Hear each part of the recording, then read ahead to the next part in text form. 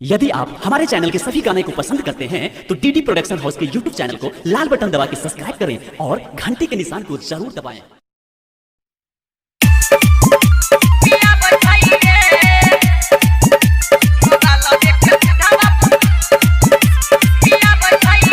Presented by DD production house.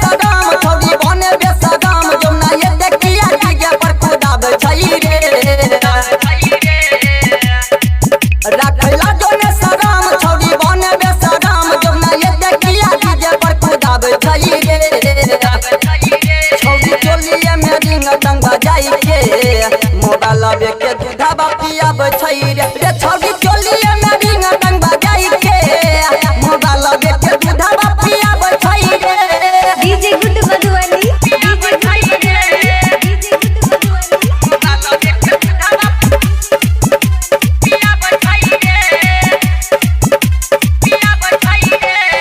ढोरी पले ज्यादा लाइट बरक के करबै गोली के फायर रे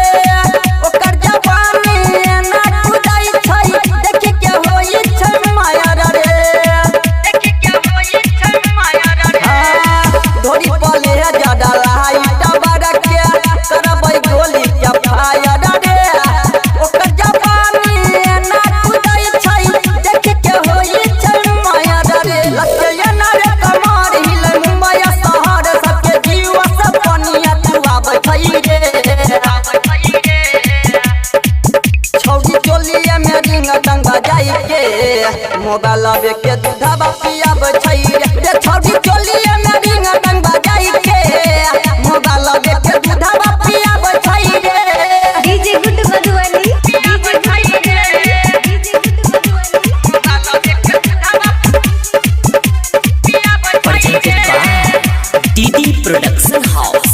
सकरी राजा सोनू के कही रे यारबा मान लेते ओकर बात रे